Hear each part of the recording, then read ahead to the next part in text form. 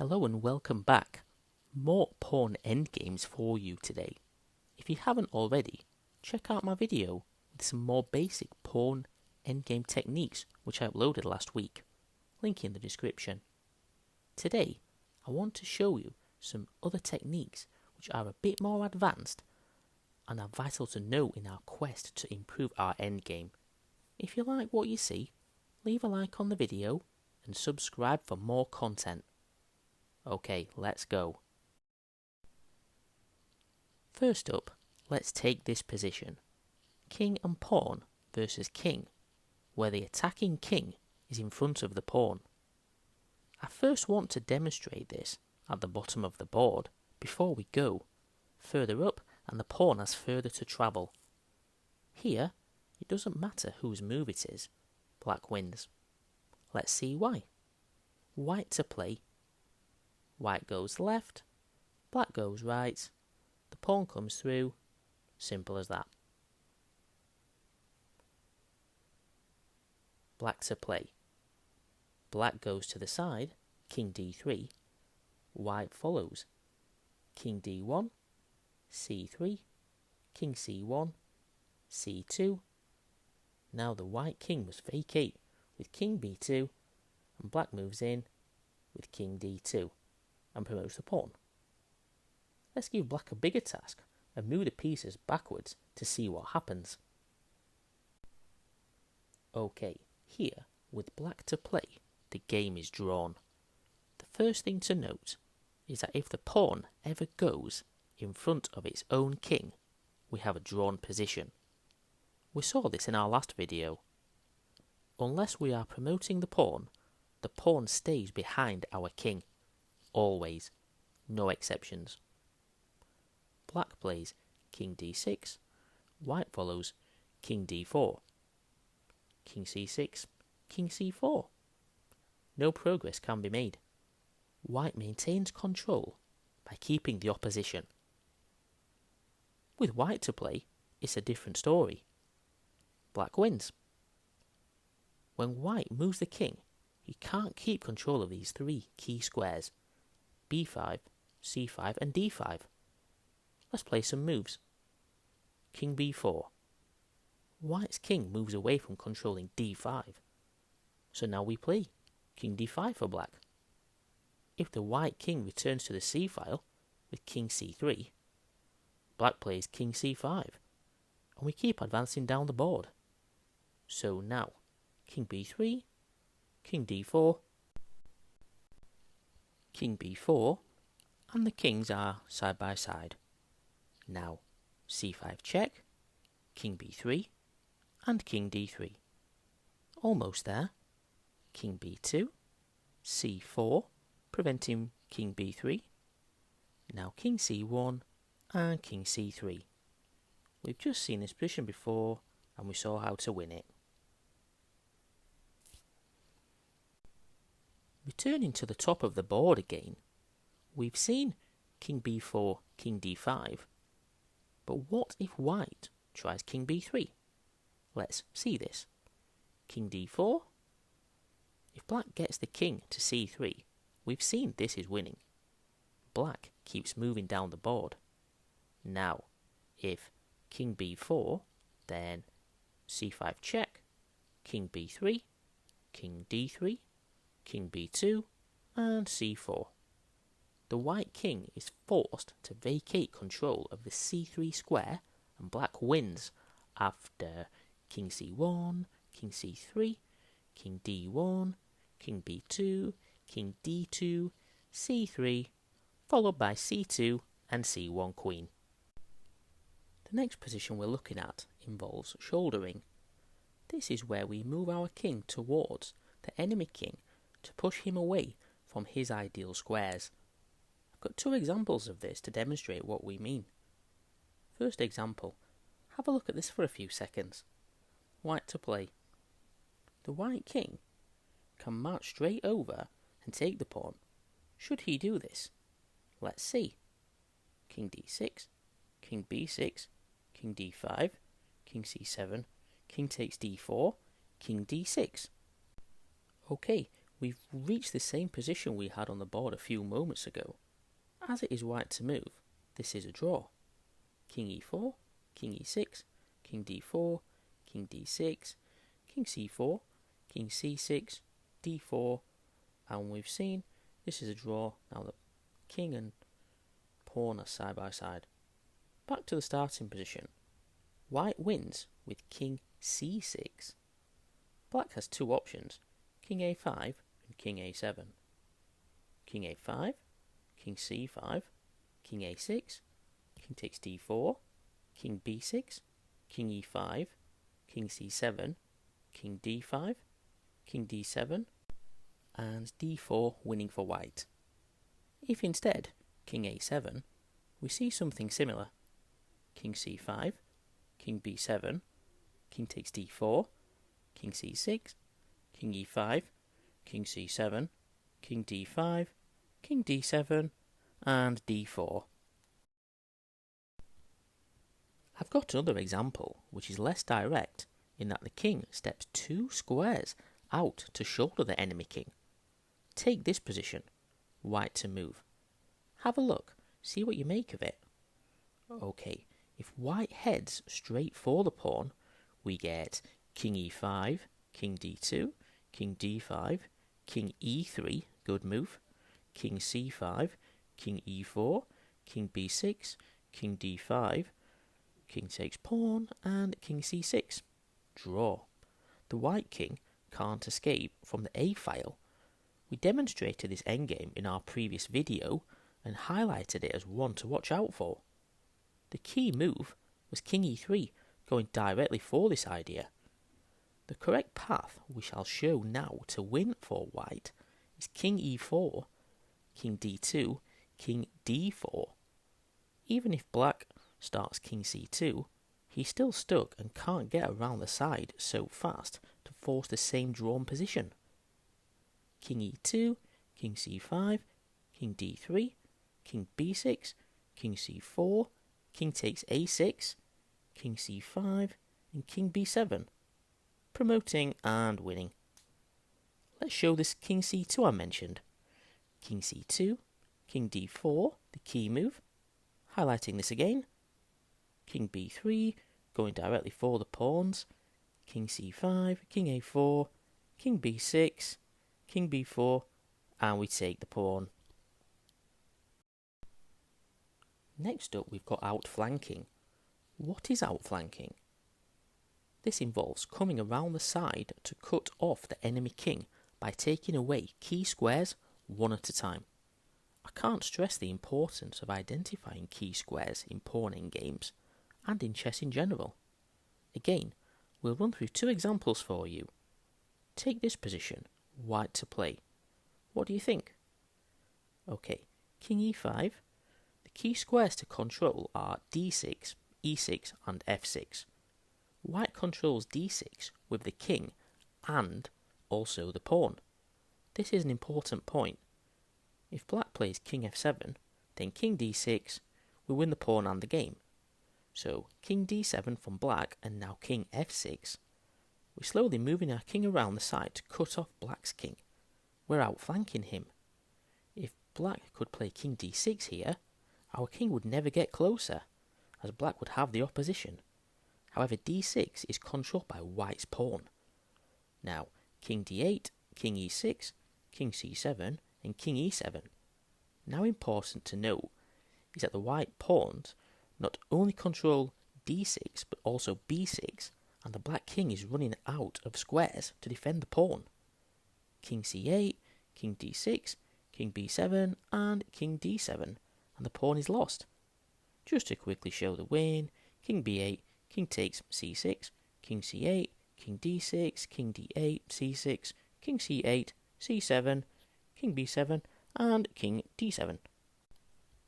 In our second example, it appears we've given white an easier task by adding a second pawn. Easy, right? Not quite. What should be the plan here for white to win? First thing to see, d5 leads to a drawn position that is familiar to us. d5, c takes d5, c takes d5, king c7, king c5, king d7, d6, king d8, good move, king c6, king c8, d7 check, and stalemate to follow. We've seen this drawing idea before, so nothing new to us here. Back to our starting position. How about starting with c5? This fixes the black pawn to c6. Surely we can win from here by gaining the opposition. Nope, not quite. c5 would also be a mistake, throwing away the advantage. Let's see why. c5 check, king b7 is the key move. Notice, black stays on the same file as the white king, so they both reach the other side of the pawns at the same time. Now white cannot enter through the a file or b file, because the black pawn controls b5, and the black king can move freely between a7 and b7 to prevent further advancing from white. Let's see what happens if white's king heads for the king side. King c4, king c7, king d3, king d7, king e4, king e6. The kings oppose each other, and no progress can be made by white. Back to the starting position. Okay, the winning plan is king c3. We head straight for the e4 square again, but with the pawn structure not fixed. King c7, king d3, king d6, king e4, king e6. Again, the kings oppose each other, but now the move we need to play is c5. We have the same position as our first example, black to move, and our extra pawn on d4 helps us win. Here goes king d7, king f5, king e7, king e5, king d7, king f6, king d8, king e6, king c7, king e7, king c8, and king takes c6, with the win now even more simple as we have 2 pawns, not 1. Outflanking. Remember these endgames and show your opponents who's the boss. Next up, I want to look at the long opposition. I've got a couple of examples for you. Have a look at this first position. White to play. What do we think? Even though we have a symmetrical position, white to play wins. King d2. Counting the squares in between the kings, we have 5 squares. White has the long opposition. White needs to maintain the odd number of squares between the kings to win. If black approaches the centre with king d7, we go king d3, king e6, king e4. Now, both kings are in the centre. You might think, he goes one way, I go the other way. But this would actually be a mistake. As it's symmetrical, if we grab one pawn while black grabs the other pawn, we're going to draw. King f6, king f4. The correct plan is to follow the king and shoulder him to a bad square so that we can win a race to promote our b pawn. Black has put up a good defence here so far. As we have learnt from our studies, we cannot promote a wing pawn with only a king versus king. If we are to win the h-pawn, we still have to race to the queen side to promote our b-pawn. There's nothing wrong with winning the h-pawn. This is still winning. The way we are showing is just a little bit quicker. King g6, king e5, king h7. Now, black is 4 moves from taking the pawn, and we are only 3. We won the vital tempo. We promote in 1, 2, 3, 4, 5, 6, 7, 8 moves, whereas black promotes in 1, 2, 3, 4, 5, 6, 7, 8, 9 moves. The black king is behind the pawn. If we are new to chess and aren't quite sure how to win this, put the queen on h2, stop the pawn advancing, and bring the king over. Going back to the long opposition, at the start of this line, we play king d2. Suppose black plays king c7 instead. How to win now? King e3, king c6, and now king e4. The key squares we want to occupy are on the 4th rank, whilst having the opposition, or not allowing black to gain the opposition. King b6, king d5, king b7, king c5, king a6, king c6, king a7, king takes b5, king b7. Now, we race over to the h-file, win this pawn, and promote as Black's king is too far away to stop us. Next up, we've got the second position demonstrating the long opposition for you. White to play and draw. Given what we've discussed, you might see it straight away. The only move to draw is the incredible king f2. It does look counterintuitive to move away from the action, but by moving here, white keeps the long opposition. Let's see what happens if king e4. Okay, so king c2 is the only move to win. Black gains the opposition and will outflank the white king. King e3, king c3, king e4, king d2, king e5, king e3, king takes e6, king takes d4, king d6, c5, winning the game. Let's try king f3 instead. King b3, black gains a long opposition again. King f4, and here we have to play king c2. This move king c2 isn't so obvious. We need to move in towards the pawns without giving white the chance to take the opposition back. The key square is d3. We want to get our king to d3 without losing the opposition.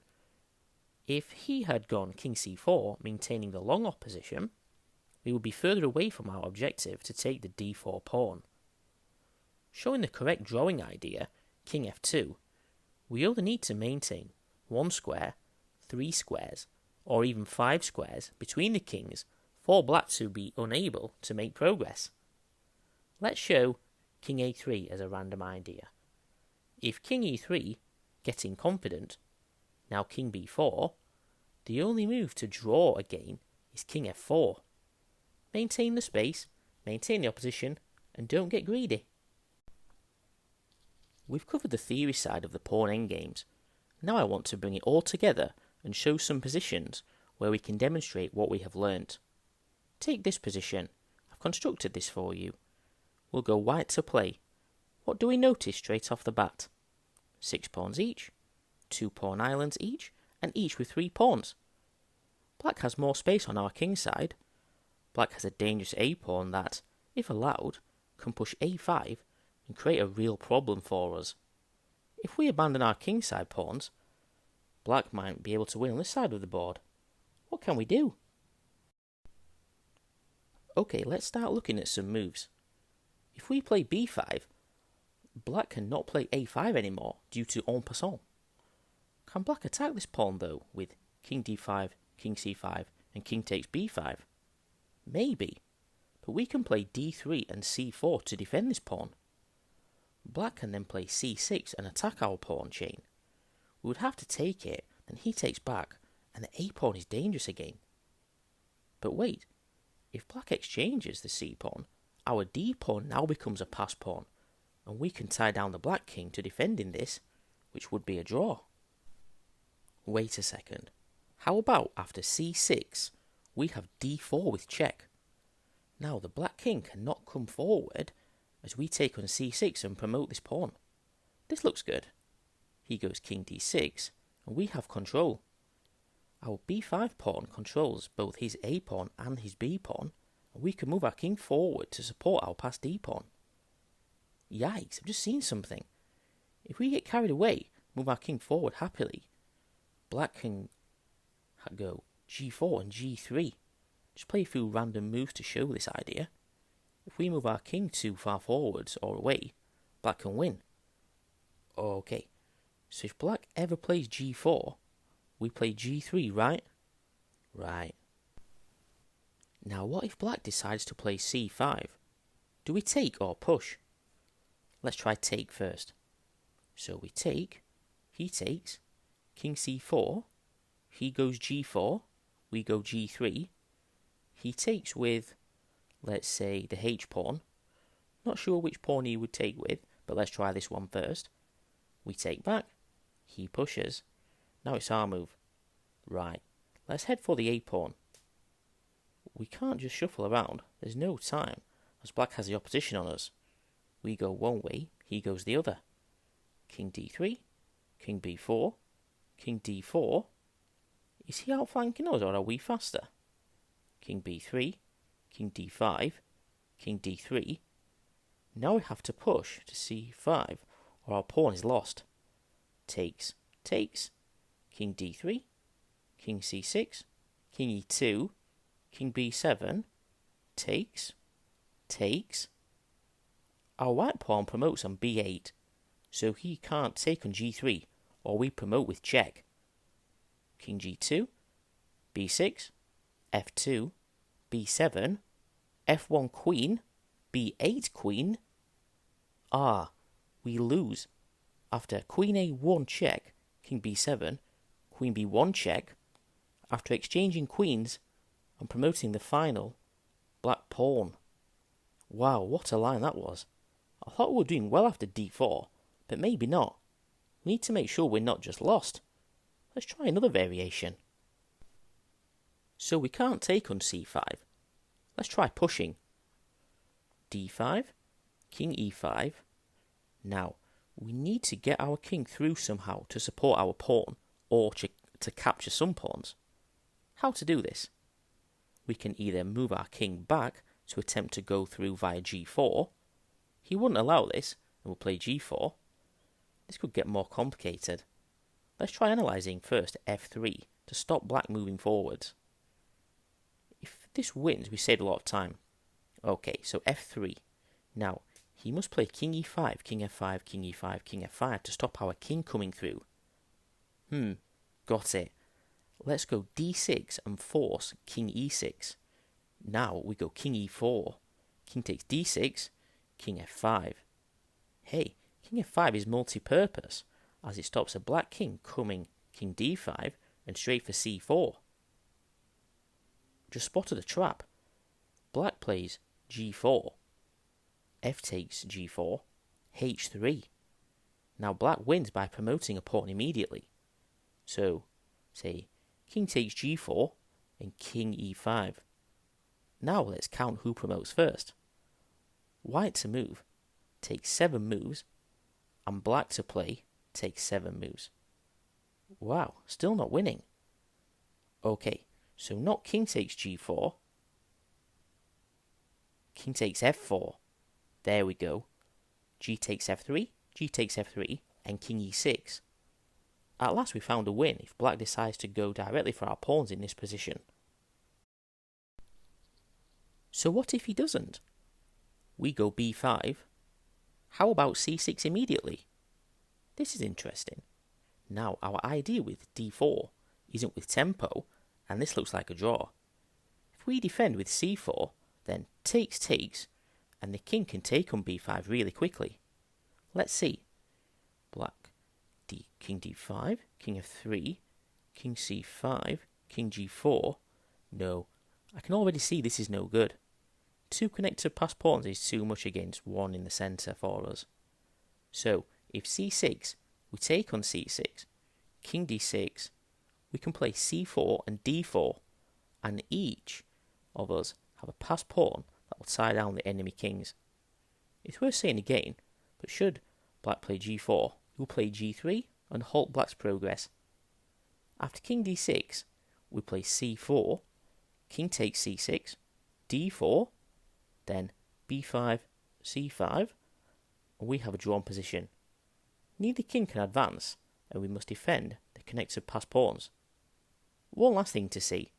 If black tries stopping this with b5 instead of king d6, then d4 is a brilliant move that looks winning. So now king d6, and we have d5. Now black doesn't have 2 connected passed pawns, as white has 2 c-pawns. In conclusion, with best play, this looks to be a draw. We try to find a win, but if black plays correctly, he will draw the game. If he gets too ambitious, we may win the game. I hope you enjoyed this in-depth look at more pawn endgames. The first video was just showing the basics, but I do hope if that first video was too easy for you, you did find some value here. Please leave a comment down below and like and subscribe if you enjoyed watching. Don't forget to follow us on Instagram at ChessMadeSimple for daily content. Thank you for watching, and until next time.